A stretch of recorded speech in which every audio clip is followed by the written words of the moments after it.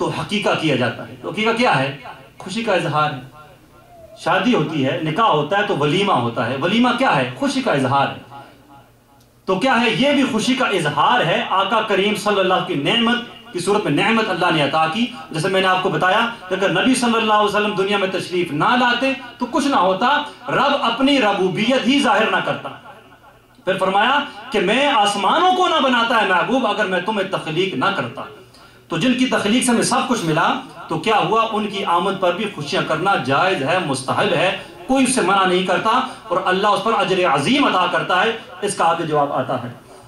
اور پھر فرماتے ہیں شیخ عبدالحق محدث دہلوی رحمۃ اللہ علیہ، میں نے اس لیے شیخ عبدالحق محدث دہلوی کو اس لیے یہاں پکڑا ہے، پکڑا کا مطلب یہ ہے کہ ان کا دامن پکڑا ہے، تاکہ یہ درمیان والے ہیں، ادھر ہم ہیں ادھر وہ ہیں، ادھر ماننے والے ہیں میلاد کو ادھر نہ ماننے والے. ہم نے کہا درمیان میں وہ پکڑیں کہ جو ان کو بھی مانے ان کو بھی مانے. تو کہیں آپ ان کی مان لو یار، ہمارے نہیں مانتے. تو درمیان میں یہ ہے حضرت ہے، ان کی مان لو، ان کی مان کے کم از کم کرتے نہیں ہو تو جو لوگ خوشیاں مناتے ہیں ان پہ اعتراض خدارا نہ کرو. فرماتے قریش کا یہ حال تھا کہ شدید قحط اور عظیم تنگی میں مبتلا تھے. چنانچہ تمام درخت خشک ہو گئے اور تمام جانور حنیف و لاغر ہو گئے. پھر حق تعالیٰ نے بارش بھیجی. حق تعالیٰ نے بارش بھیجی، جہاں بر کو سرسبز و شاداب کیا. اللہ تعالیٰ زبزہ لگا رہا ہے یا سرسبز شاداب کیوں کر رہا ہے اللہ؟ سوال یہ پیدا ہوتا ہے نا، کیوں کر رہا ہے اللہ؟ اس لیے کہ اس کا محبوب دنیا میں آنے والا ہے. یہ سرسبزہ جو ہو رہا ہے، یہ نیچرلی جو تیاریاں ہو رہی ہیں، فرشتے کہہ رہے ہیں جنت کو سجایا جا رہا ہے، یہ جو خوشبوؤں کا چھڑکاؤ ہو رہا ہے، معطر معمبر مطار چیزیں ہو رہی ہیں، کس لیے ہو رہی ہیں؟ ایسے تو نہیں. وجہ ہے، وجہ یہ ہے کہ نبی صلی اللہ علیہ وآلہ وسلم کی آمد ہے. وہی آمد کے لیے ہم یہ سب کچھ کرتے ہیں. یہ تو سنت الہیہ ہے، یہ تو اللہ سنت الہیہ ہے جس پر اللہ کے بندے عمل کر کے اپنے بھاگ جگا رہے ہیں. پھر فرماتے ہیں درختوں میں تر و تازگی آ گئی، خوشی و مسرت کی ایسی لہر دوڑی، کیونکہ قریش نے اس سال کا نام ہی رکھ لیا کہ فرد کا سال ہے، یہ خوشحالی کا سال ہے. وہ سال جس سال آقا کریم صلی اللہ علیہ وسلم کی ولادت باسعادت ہوتی ہے، اس سال سے پہلے کتنی قاد سالی تھی، لیکن آقا کریم صلی اللہ علیہ وآلہ وسلم کی آمد کے طفیل اس سال کا نام ہی چینج کر لیا گیا اور کہا گیا کہ یہ سال فرد کا سال ہے، خوشیوں کا سال ہے، خوشحالی کا سال ہے. پھر سیدہ آمنہ رضی اللہ عنہا فرماتی ہیں وہ فرماتی ہیں حضور اکرم صلی اللہ علیہ وآلہ وسلم میرے شکم میں تھے کہ ایک دفعہ مجھ سے ایسا نور نکلا جس سے سارا جہان منور ہو گیا. آج یہاں بیٹھ کے انسان سائنس کو کہتا ہے، سائنس بڑی ترقی کر گئی ہے، سائنسدان یہاں بیٹھ کے پاکستان دیکھیں، سعودی عرب دیکھیں، چین دیکھیں، جاپان دیکھیں، دیکھ لیتے ہیں، اور ایک ماڈرن قسم کا لوگ طبقہ جس کو ذہن یہ اپلائی کرتا ہے، اس کو سمجھ آتی ہے، وہ کہتا ہے جی واہ جی واہ بڑی ترقی کر گئی ہے. لیکن اس کو جب یہ کہا جائے یہ دنیاوی مٹیریل استعمال کر کے سائنسدان یہاں بیٹھ کے کیا کیا دیکھ سکتے ہیں، کیا کیا کر سکتے ہیں، تو جب نبی صلی اللہ علیہ وآلہ وسلم کا نور مبارک حضرت سیدہ آمنہ رضی اللہ تعالیٰ کے پاس آیا تو اگر آپ پر شام کے محلات روشن ہو گئے، آپ نے مشرق بھی دیکھا، مغرب بھی دیکھا، جھنڈے بھی دیکھے، تو اس میں کون سا اعتراض ہو سکتا ہے؟ لیکن اعتراض کرنے والے کو چاہیے کہ اعتراض کرنے سے پہلے اپنے قلبی کیفیت کو بھی دیکھ لیے.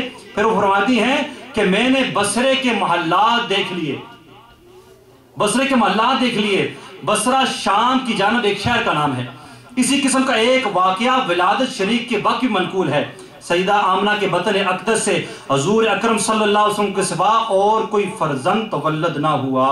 آپ فرماتے سبحان اللہ، جب آپ کے حمل مبارک کے روب و دبدبے کا یہ عالم ہے تو آپ کی ولادت مبارکہ کا عالم کیا ہوگا؟ سبحان اللہ. یعنی جب حمل مبارک کا یہ عالم ہے تو جب آقا کریم صلی اللہ علیہ وسلم ولادت باسعادت ہوئی ہوگی تو پھر اس میں اس کا عالم کیا ہوگا؟ پھر اعتراض ایک اور ہوتا ہے، معترضین کرتے ہیں کہ 12 ربیع خود سنا یہ 12 ربیع الاول کوئی وفات ہے، 12 ہی کوئی آپ کی ولادت ہے، تو ان لوگوں کو دیکھیں یہ وفات کے دن جو ہے یہ خوشیاں مناتے ہیں.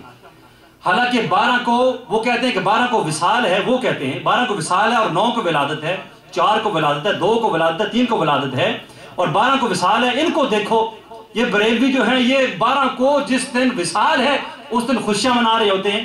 یاد رکھیے یہ معاملہ تحقیق طلب ہے. آقا کریم صلی اللہ علیہ وسلم کا وصال 12 ربیع الاول کو نہیں ہے. میں انشاءاللہ 26-27 علماء کرام کے نام میرے پاس موجود ہیں ان میں اہل سنت کے بھی ہیں، اور وہ علماء جو دوسرے مکاتب فقہ تعلق تھا وہ ان کے نام بھی میرے پاس موجود ہیں کہ جنہوں نے کہا ہے کہ وہ 12 آپ کا وصال نہیں ہے، 12 ربیع الاول آپ کا وصال نہیں ہے، آپ ولادت جو قوی ترین قول ہے وہ 12 ربیع الاول کا ہی ہے۔ تو اس کا توڑ یہ ہے کہ نبی صلی اللہ علیہ وسلم کو ولادت باسعادت کا جو دن ہے وہ 12 ربیع الاول کا ہے، اور وصال کا دن جو ہے وہ 12 ربیع الاول کا نہیں ہے۔ اگر مان بھی لیا جائے فار ایگزامپل کہ وصال کا دن بھی 12 ربیع الاول ہی ہے، مان لیجئے ایک سیکنڈ کے لیے غلط کہ نہیں ہے، تو اس کا جواب یہ ہے کہ 100 کے لیے صرف 3 دن ہیں۔ نبی صلی اللہ علیہ وسلم خود فرمان ہے صرف عورت کے لیے اس کے شوہر کے لیے 120 دن ہیں، لیکن ایک عام جو 100 ہے وہ 3 دن ہے، 3 دن کے بعد 100 کا کوئی تعلق نہیں ہے۔ اور یہ جو جمعہ کی فضیلت بتائی گئی ہے، جمعہ کو حضرت آدم کا وصال بھی ہوا ہے، یہ بھی آقا کریم صلی اللہ علیہ وسلم نے فرمایا، لیکن وصال کے لیے نہیں کہا کہ عید خوشی کا دن ہے، لیکن جب انعام ہوا اس وقت کہا یہ خوشی کا دن ہے۔ تو اگر ایک لمحے کے لیے مان بھی لیا جائے کہ نبی صلی اللہ علیہ وسلم کی جو وصال ہے وہ بھی 12 ربیع الاول ہے، تو اس کا جواب یہ ہوگا کہ 100 کا حکم قرآن نہیں دیتا، 100 کو ہم رسول اللہ صلی اللہ علیہ وسلم نہیں دیتے۔ ہاں خوشی کا حکم ہمارے لیے ہے کہ فَأَمَّا بِنِعْمَةِ رَبِّكَ فَحَدِّثْ، جب اللہ کی نعمت اس کا چرچا کرو، تو جس دن اللہ نے یہ نعمت ہمیں عطا کیا ہم اس دن ان کا چرچا کرتے ہیں، سارا سال ہی کرتے ہیں، پر اس دن اس رات خصوصیت کے ساتھ اس کا اہتمام کرتے ہیں۔ اب آگے چلتے ہیں، میلاد شریف قرآن و حدیث، قرآن سے اس کا ثبوت ہے کہ اللہ رب کے بہت سی آیت کریمہ میں آقا کریم صلی اللہ علیہ وسلم کا تذکرہ کیا ہے۔ لَقَدْ مَنَّ اللَّهُ عَلَى الْمُؤْمِنِينَ إِذْ بَعَثَ فِيهِمْ رَسُولًا قَدْ جَاءَكُم مِّنَ اللَّهِ نُورٌ وَكِتَابٌ مُّبِينٌ قَدْ جَاءَكُم بُرْهَانٌ مِّن رَبِّكُم۔ مختلف جگہ پھر آقا کریم صلی اللہ علیہ وآلہ وسلم کی آمد کا ذکر قرآن نے کیا ہے۔ پھر آقا کریم صلی اللہ علیہ وسلم نے خود بذات خود، عباس فرماتے ہیں میں نبی صلی اللہ علیہ وسلم کے پاس گیا اور میں نے عرض کی، میں عرض کرنے سے پہلے لوگ کچھ باتیں کر رہے تھے نبی صلی اللہ علیہ وسلم کے بارے میں باہر، اور باتیں کرنے والے باتیں کرتے ہیں۔ اس وقت منافقین کی تعداد بہت زیادہ تھی، اس وقت سامنے والے ظاہری طور پہ ساتھ ہیں، پیچھے جا کے ہم اور ہیں آپ اور ہیں۔ تو جب عباس آتے ہیں، آ کر پھر نبی صلی اللہ علیہ وسلم کہتے نہیں ہے کہ لوگ کچھ کہہ رہے ہیں، نبی صلی اللہ علیہ وسلم باہر تشریف لے جاتے ہیں، ممبر پر کھڑے ہو جاتے ہیں، ممبر پر کھڑے ہو کے فرماتے ہیں آقا کریم صلی اللہ علیہ وسلم میں کون ہوں۔ یہ میلاد کی میں آپ کو بتا رہا ہوں نبی صلی اللہ علیہ وسلم نے کس طریقے سے بتایا اپنے بارے میں کون ہوں۔ تو جو بیٹھے فرمایا کہ آپ رسول اللہ ہیں، اللہ کے رسول ہیں صلی اللہ علیہ وآلہ وسلم۔ تو آقا کریم صلی اللہ علیہ وسلم فرمایا اللہ رب العزت نے مجھے بہترین مخلوق تخلیق کیا ہے، جب اللہ نے سلیکٹڈ کیا تو مجھے بنی اسماعیل میں رکھا، پھر جب سلیکٹڈ کیا لوگوں کو 2 جگہ بنائے تو مجھے کیا رکھا، مجھے قریش میں رکھا، جب قریش کے قبیلے بنائے تو مجھے بنی ہاشم میں رکھا، تو پھر بنی ہاشم سے ہی ہوں۔ تو یہ کہ آقا کریم صلی اللہ علیہ وسلم اپنے بارے میں بتایا میں کون تھا، میں کہاں سے آیا، کیسے دنیا میں تشریف لایا، تو یہی میلاد کا ذکر ہے، یہی میلاد کا تذکرہ ہے جو کہ نبی صلی اللہ علیہ وآلہ وسلم خود بذات خود بیان کر رہے۔ تو اس کا ثبوت اس لحاظ سے نبی صلی اللہ علیہ وآلہ وسلم خود بھی بیان فرمایا ہے فَأَمَّا بِنِعْمَةِ رَبِّكَ فَحَدِّثْ، اور اپنی رب کی نعمتوں کا خوب چرچا کرو۔ اب سوال یہ پیدا ہوتا ہے رب اگر بیٹے کی شکل میں نعمت دے دے تو ہم اس کا چرچا کریں، اور پھر اگر آج کو برتھ ڈے ہوتی ہے نا، برتھ ڈے تقریباً 95% مسلمان بھی تو کرتے ہی کرتے ہیں، یاد رکھیے شریعت طور پہ منع نہیں ہے برتھ ڈے کرنا، ہاں جائز طریقے سے کی جائے، منع نہیں ہے۔ ایک ڈاکٹر نالائق، اس کا میں نے سوال جواب سنا، اس سے سوال کیا گیا کہ کیا برتھ ڈے منانا جائز ہے، سوال تھا، ابھی میرے پاس موجود ہے اگر کسی نے وہ سننا ہو، برتھ ڈے منانا جائز ہے۔ تو اس نے جواب دیا، وہ گیا تو کسی اسکول ہے نہیں، اس نے جواب دیا جی یہ نہیں جائز نہیں ہے۔ اس کی وجہ کیا ہے؟ یاد رکھیے جب بھی کسی جو میں نے پہلے کہا ناجائز آپ کہیں گے تو آپ کو استدلال دینا پڑے گا ناجائز قرار دینے کے لیے، اس کو حرام کرنے کے لیے۔ تو اس نے کہا اس لیے ناجائز ہے کہ اس برتھ ڈے میں جو غلط رسومات ہوتی ہیں، مرد عورتیں مطلب اختلاج ہوتا ہے، میوزک ہوتا ہے، تالیاں بجتی ہیں، اور اس فلک بات نیچے بیٹھنے پر اس کی تالی بھی بجاتے ہیں، لیکن یہ سارے کام ہوتے ہیں، اس لیے یہ ناجائز ہے۔ ساتھ ہی اس نے کہہ دی یہ ناجائز و حرام ہے، لیکن اگر کوئی شخص ان لوگوں کی برتھ ڈے کرے، ولادت کا ذکر کرے، ولادت منائے جو کہ نبی تھے، کچھ نیک لوگ تھے، چلے گئے دنیا سے، تو یہ شرک ہو جائے گا۔ میں بڑا حیران ہوں اس کے فتوے پر۔ میں نے کہا وہی کام آج کا بندہ کرے اپنے بچے کے لیے وہ حرام ہے، وہی کام انبیاء کے لیے کیا جائے وہ شرک ہے۔ کتنا فرق ہے حرام میں اور شرک میں، یاد رکھیے زمین و آسمان کا فرق ہے۔ تو شرک اس لیے کہہ دیا کہ عام طبقے کو منع کر دیا یار اپنے گھروں میں بچوں کی نہ کرا کرو برتھ ڈے، اور اس نے اس کو حرام کر دیا کہ بچوں کی برتھ ڈے نہ کیا کرو، اور ادھر شرک کر دیا کہا کہ اسے پتا تھا کہ نبی صلی اللہ علیہ وسلم کی ولادت کے تذکرے ہوتے ہیں تو لوگ خوشیاں بھی مناتے ہیں، تو کہا کہ انبیاء کی ولادت پر اگر ان کی برتھ ڈے منائی جائے گی تو پھر یہ کیا ہو جائے گا، یہ پھر شرک ہو جائے گا۔ میں نے کہا کیا سبحان اللہ کہہ سکتا ہے بندہ اس بات پہ کہ کس لیے کہاں حرام ایک طرف اور شرک کی طرف؟